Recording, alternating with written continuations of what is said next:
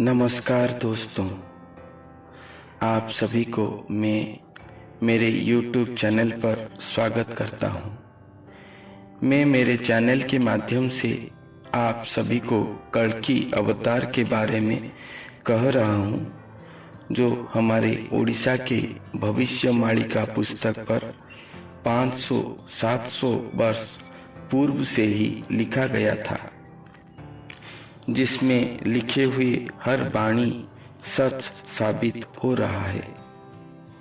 हमारे ओडिया भविष्यवाणी पुस्तक के अनुसार कल्कि अवतार लीला करने के लिए स्वयं ब्रह्मांडकर्ता अर्थात स्वयं सृष्टिकर्ता श्री जगन्नाथ महाप्रभु धरती पर मानव शरीर धारण करेंगे। वो स्वयं सृष्टिकर्ता हेतु वो जन्म नहीं लेंगे, अपने योग माया शक्ति के द्वारा अपने आप को सृष्टि करेंगे, अर्थात एक मानव शरीर को वो धारण करेंगे, जिसके बारे में मैं अपने पिछले वीडियो पर वर्णन किया था। आप सभी के मन पर प्रश्न उठ रहा होगा, शायद शास्त्र के वर्णन के अनुसार कल्कि अवतार एक घोड़े के ऊपर आरूढ़ होकर हाथ में तलवार लेकर आ रहे हैं, मगर हमारे ओडिया भविष्य ग्रंथ कह रहे हैं कि वो एक मानव शरीर को धारण करके आएंगे। तो क्या हमारे ग्रंथ झूठा है? नहीं दोस्तों, शास्त्र में लिखा गया या दर्शाया गया कल्कि अवतार एक चित्रण, एक सिंबल है। असल में कल्कि अवतार स्वयं मानव देही होंगे और कल्कि लीला करने के लिए स्वयं सृष्टिकर्ता भगवान आएंगे, जिनके वजन साम वेद के अनुसार 100 पृथ्वी का वजन से भी ज्यादा है।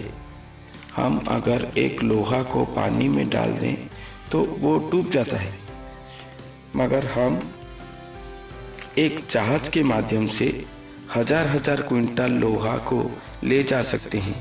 ये जैसा है उसी तरह की बात है कल्कि अवतार के अवतरण की गाथा।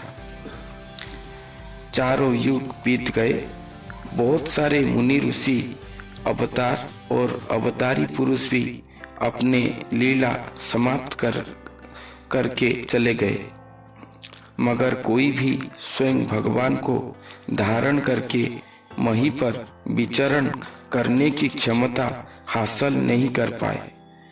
अवतारों में श्री राम अवतार और अवतारी पुरुष श्री कृष्ण भगवान सर्वश्रेष्ठ थे। दोनों ही नील वर्ण भगवान थे। दोनों अवतारों में संसारी लोगों की अपवाद के कारण श्री राम अवतार में माता सीता उनके पास न रह पाए। द्वापर में भी श्री कृष्ण अवतारी पुरुष को भी प्रेम शक्ति राधा मैया को गोपपुर में ही छोड़ना पड़ा। दोनों ही अवतार में प्रेम शक्तियों के मिलनात्मक लीला अंत तक एकक लीला होकर नहीं रह पाए, जिसके कारण दोनों ही अवतार राम अवतार और श्री कृष्ण अवतार स्वयं सृष्टिकर्ता को धारण करने की क्षमता हासिल नहीं कर पाए, अथवा वो समय पर इस लीला रचना की आवश्यक ही नहीं था शायद। मगर इस कलयुग के अंत पर फिर से भगवान के एक अंश अवतार मातृगर्भ होकर जन्म लेंगे। साधारण शिशु की तरह वो बढ़ेंगे, मगर वो युवक अवस्था पर आध्यात्मिक पथ पर गति करेंगे, निष्काम प्रेम भक्ति के साधना करेंगे। साधारण से असाधारण भक्त, उसके बाद सिद्ध गुरु और अपने आत्म शक्ति को प्राप्त करेंगे। श्री भगवान का निर्देश में अथवा स्वयं सृष्टिकर्ता की नजर में ही वो साधन करके सिद्धि लाभ करेंगे और एक अश्व के भांति स्वयं भगवान को धारण करने के साथ साथ स्वयं भगवान को संतुष्ट करके उनको अपने शरीर में धारण बंधन युक्त करने के लिए सभी प्रेम भक्ति कला से निपुण होंगे। जैसे कि अहल्या की तरह पाषाण की प्राय श्री भगवान की अवतरण पथ को अपेक्षा करके एक स्थान पर ही इंतजार करना, माता सीता की तरह अपने सतीत्व को राक्षसीय प्रकृति वृत्ति से रक्षा करके नीरवता में भगवान को याद करना, नित्य राधा की तरह महाप्रेम की सागर सृष्टि करना, जिस प्रेम की सागर को आप्यान करते हुए स्वयं भगवान विलीन हो जाए उन्हीं के अंगों में, अर्जुन की भांति हर निर्देश को मानकर चलना, लक्ष्मण की तरह सदा चौकन्ना रहना, भरत की तरह राजपद प्रभुपद की लोभ को त्याग करके श्री भगवान की चरणों में अपने आप को किंकर करके रखना और उनके राजाभिषेक को अपेक्षा करके रहना, प्रहलाद की तरह असुर शक्तियों को बेखातिर करके निर्भय विचरण करना, हमेशा प्रभु की रूप को दर्शन करके सदा आनंद रहना और जगत के सामने प्रभु की दर्शन लीला रचना की उम्मीद रखते हुए एक ही स्थान पर बैठे रहना, विदुर की तरह अपने घर की साक अन्न में स्वयं भगवान को संतुष्ट करना, सखा सुदामा ब्राह्मण की निष्काम भक्ति से स्वयं भगवान को ही खरीद लेना, गरुड़ की तरह स्वयं भगवान को अपने शरीर के ऊपर धारण करके अति सरल में चल फिर पाना और भी बहुत सारे भक्ति कला शक्ति से भरपूर जिसको वर्णन करना असंभव है। आप क्या कहते हैं, एक साधारण सा नर शरीर स्वयं भगवान को धारण करेंगे? हम तो हमारे आत्मा को दर्शन करने में असमर्थ हैं। श्रीमद् भागवत के अनुसार मनुष्य अपने आत्मा की रूप को धारण करने के लिए असमर्थ होता है, वो भगवान को क्या धारण करेगा? मगर कलयुग के अंत पर श्री भगवान अपना एक ऐसा अंश स्वरूप सृष्टि करेंगे जो कि सभी कला शक्ति भक्ति प्रेम साधना सिद्धि सभी पे वो निपुण होंगे, जिसको ये जगत महापुरुष महामानव गुरु सद्गुरु आदि अनेक शब्द में पुकारेंगे। मगर आप सब याद रखें, वो गुरु या महापुरुष कल्कि अवतार नहीं है, वो तो श्री कल्कि अवतार के अश्व के भांति हैं। सर्व महातत्व महाप्रेम कला शक्ति को लेकर गढ़ा हुआ महापुरुष या सिद्ध गुरु सद्गुरु श्री गुरु जो भी बुलाओ वो वही है। साधना के द्वारा वो अश्व की क्षमता अर्जन करेंगे। अश्व यानी कि वो महापुरुष जब श्री भगवान को धारण करने की क्षमता अर्जन करेंगे, उसके बाद ही स्वयं सृष्टिकर्ता भगवान की अवतरण की प्रक्रिया आरंभ होगा उनके शरीर पर। हमने श्रीमद् भागवत में सुना था कि एक असुर को वध करने के लिए दधीचि ऋषि ने अपने शरीर दान पर दिए थे।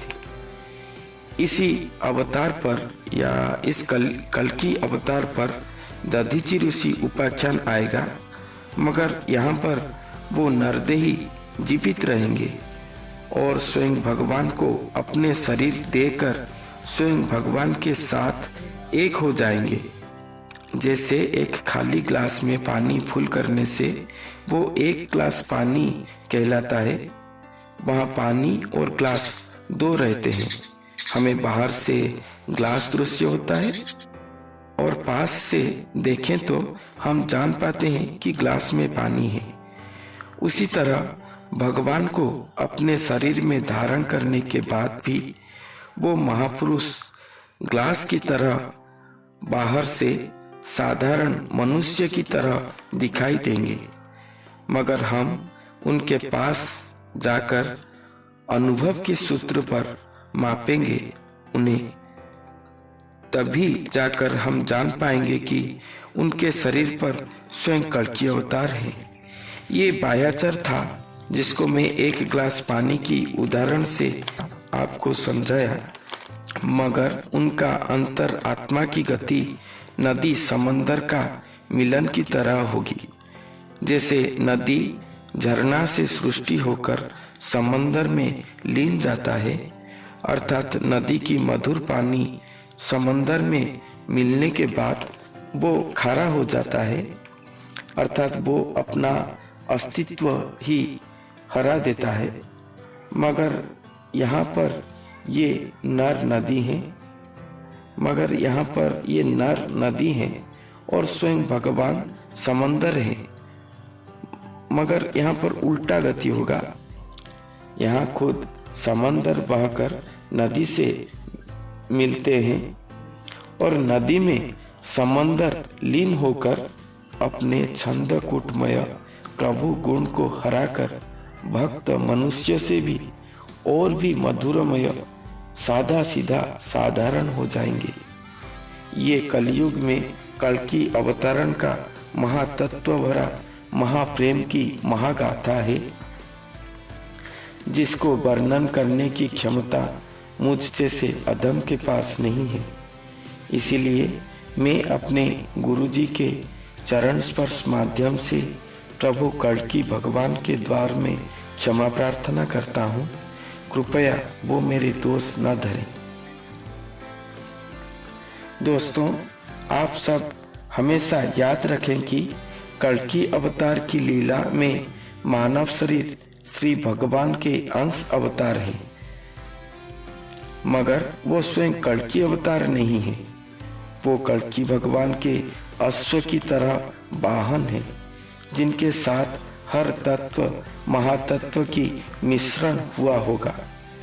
कल्कि भगवान स्वयं सृष्टिकर्ता भगवान है, जो उनके शरीर पर अपने शरीर को एकाकार एक शरीर करके रहे हैं।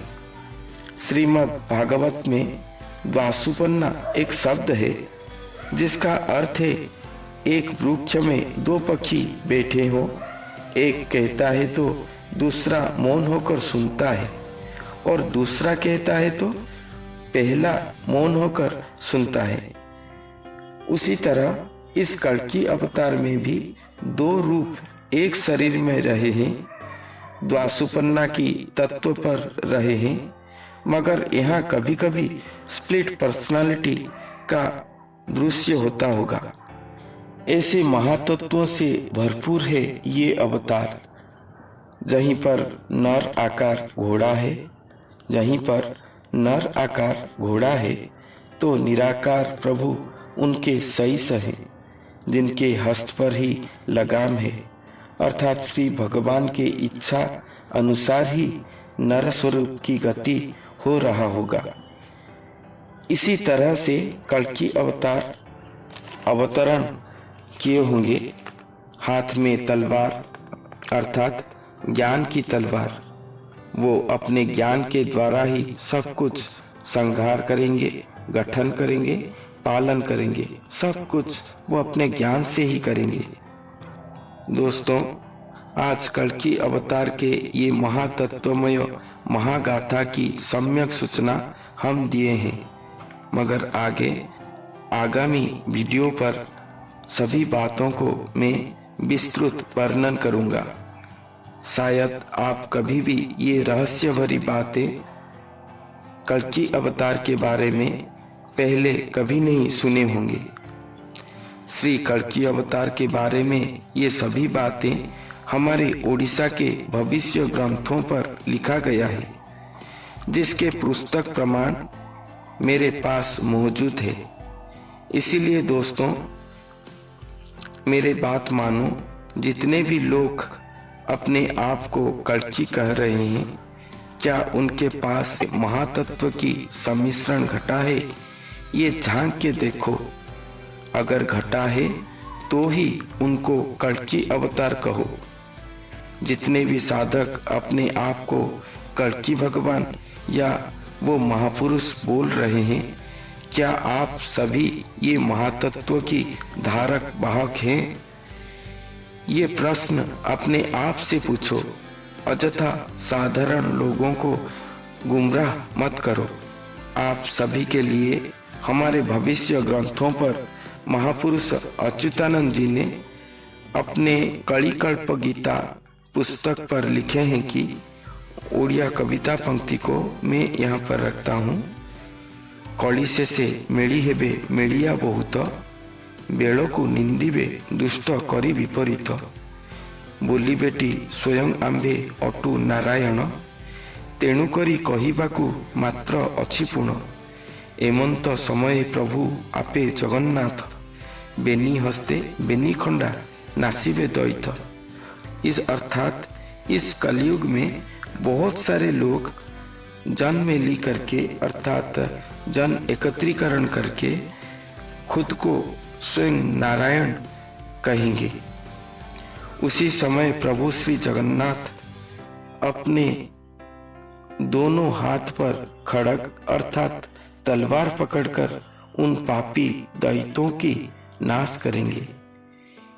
इसीलिए हे भारतवासी सावधान हो जाओ, वो समय अब आ चुका है। मैं अपनी वीडियो पर कल्कि अवतरण की हर गाथा को वर्णन कर रहा हूँ और भी ऐसे ऐसे बात कहूँगा हमारे ओडिया भविष्य ग्रंथों से निकाल कर कि आज तक आप कहीं से भी कभी भी नहीं सुने होंगे। मैं जो भी कह रहा हूँ उसके पूरे प्रमाण हमारे भविष्य ग्रंथ पुस्तक पर है।